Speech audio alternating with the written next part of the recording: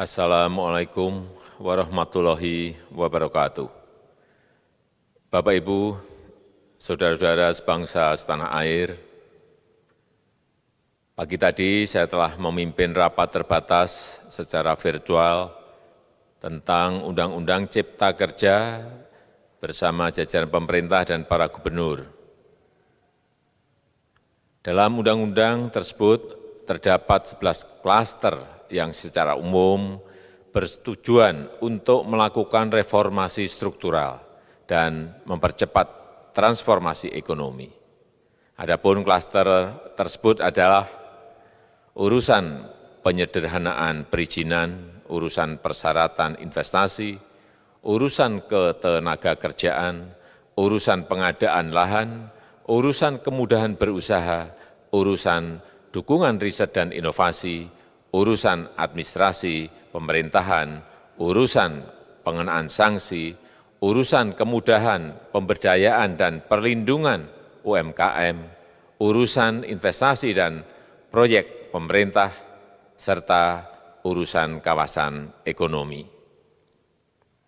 Dalam rapat terbatas tersebut, saya tegaskan mengapa kita membutuhkan Undang-Undang Cipta Kerja. Pertama, setiap tahun ada sekitar 2,9 juta penduduk usia kerja baru, anak muda yang masuk ke pasar kerja, sehingga kebutuhan atas lapangan kerja baru sangat-sangat mendesak. Apalagi di tengah pandemi, terdapat kurang lebih 6,9 juta pengangguran dan 3,5 juta pekerja terdampak pandemi COVID-19. Dan sebanyak 87% dari total penduduk bekerja memiliki tingkat pendidikan setingkat SMA ke bawah, di mana 39% berpendidikan sekolah dasar. Sehingga perlu mendorong penciptaan lapangan kerja baru, khususnya di sektor padat karya. Jadi, Undang-Undang Cipta Kerja bertujuan untuk menyediakan lapangan kerja sebanyak-banyaknya bagi para pencari kerja serta para pengangguran. Kedua, dengan Undang-Undang Cipta Kerja akan memudahkan masyarakat, khususnya usaha mikro kecil, untuk membuka usaha baru. Regulasi yang tumpang tindih dan prosedur yang rumit dipangkas. Perizinan usaha untuk usaha mikro kecil (UMK) tidak diperlukan lagi, hanya pendaftaran saja. Sangat simpel. Pembentukan PT atau perseroan terbatas juga dipermudah. Tidak ada lagi pembatasan modal minimum. Pembentukan koperasi juga dipermudah, jumlahnya hanya 9 orang saja. Koperasi sudah bisa dibentuk. Kita harapkan akan semakin banyak koperasi-koperasi di tanah air. UMK, usaha mikro kecil yang bergerak di sektor makanan dan minuman, sertifikasi halalnya dibiayai pemerintah, artinya gratis. Izin kapal nelayan penangkap ikan misalnya, hanya ke unit kerja Kementerian KKP saja. Kalau sebelumnya harus mengajukan ke Kementerian KKP, Kementerian Perhubungan, dan instansi-instansi yang lain. Sekarang ini cukup dari unit di Kementerian KKP saja.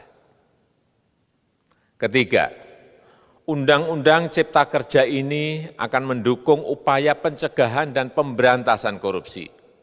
Ini jelas karena dengan menyederhanakan, dengan memotong, dengan mengintegrasikan ke dalam sistem perizinan secara elektronik, maka pungutan liar, pungli dapat dihilangkan. Namun, saya melihat adanya unjuk rasa penolakan Undang-Undang Cipta Kerja yang pada dasarnya dilatar belakangi oleh disinformasi mengenai substansi dari undang-undang ini dan hoax di media sosial.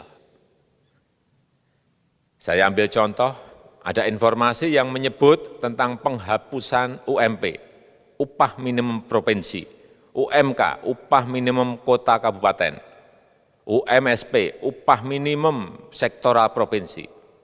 Hal ini tidak benar, karena faktanya upah minimum regional, UMR, tetap ada.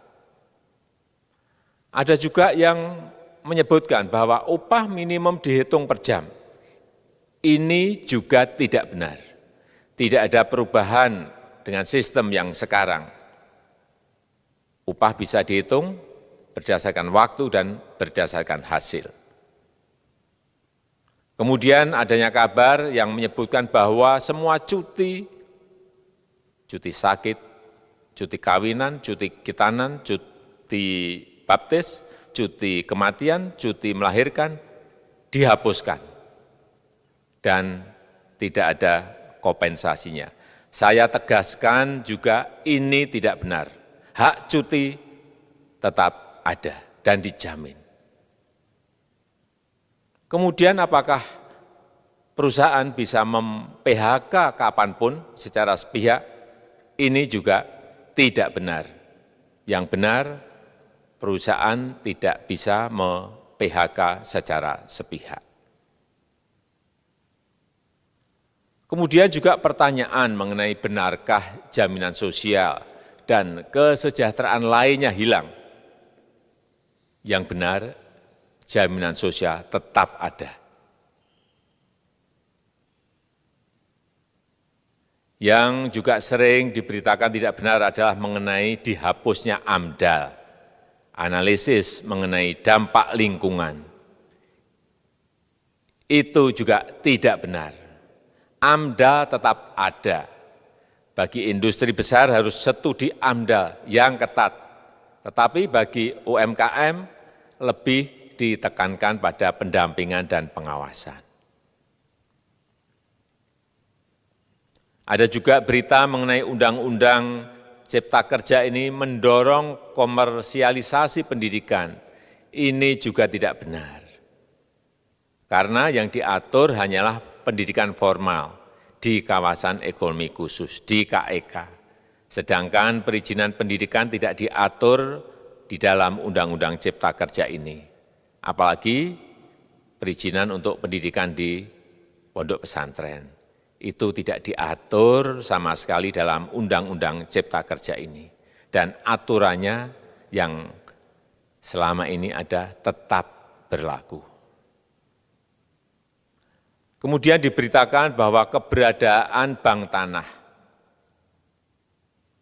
Bank tanah ini diperlukan untuk menjamin kepentingan umum, kepentingan sosial, kepentingan pembangunan nasional, pemerataan ekonomi, dan konsolidasi lahan serta reforma agraria.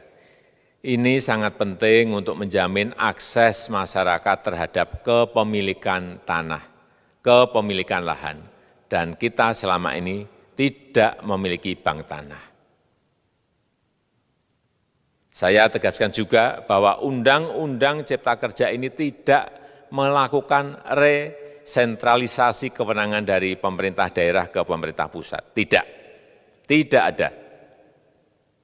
Perizinan berusaha dan pengawasannya tetap dilakukan oleh pemerintah daerah sesuai dengan NSPK, norma, standar, prosedur, dan kriteria yang ditetapkan pemerintah pusat. Ini agar dapat tercipta standar pelayanan yang baik di seluruh daerah. Dan penetapan NSPK ini dapat nanti akan diatur di dalam PP atau peraturan pemerintah. Selain itu, kewenangan perizinan untuk non-perizinan berusaha tetap ada di Pemda, sehingga tidak ada perubahan. Bahkan kita melakukan penyederhanaan, melakukan standarisasi jenis dan prosedur berusaha di daerah. Dan perizinan berusaha di daerah diberikan batas waktu. Ini yang penting di sini. Jadi ada service level of agreement. Permohonan perizinan dianggap disetujui bila batas waktu telah terlewati. Saya perlu tegaskan pula bahwa Undang-Undang Cipta Kerja ini memerlukan banyak sekali peraturan pemerintah atau PP dan peraturan presiden atau Perpres. Jadi setelah ini akan muncul PP dan Perpres yang akan kita selesaikan paling lambat 3 bulan setelah diundangkan. Kita pemerintah membuka dan mengundang masukan-masukan dari masyarakat dan masih terbuka usulan-usulan dan masukan dari daerah-daerah. Pemerintah berkeyakinan melalui Undang-Undang Cipta Kerja ini jutaan pekerja dapat memperbaiki kehidupannya dan juga penghidupan bagi keluarga mereka. Dan kalau masih ada, jika masih ada ketidakpuasan terhadap Undang-Undang Cipta Kerja ini, silahkan mengajukan uji materi atau judicial review melalui MK, Mahkamah Konstitusi. Sistem ketatanegaraan kita memang mengatakan seperti itu. Jadi, kalau masih ada yang tidak puas dan menolak, silahkan diajukan uji materi ke MK. Saya rasa itu yang bisa saya sampaikan pada kesempatan yang baik ini. Terima kasih. Wassalamualaikum warahmatullahi wabarakatuh.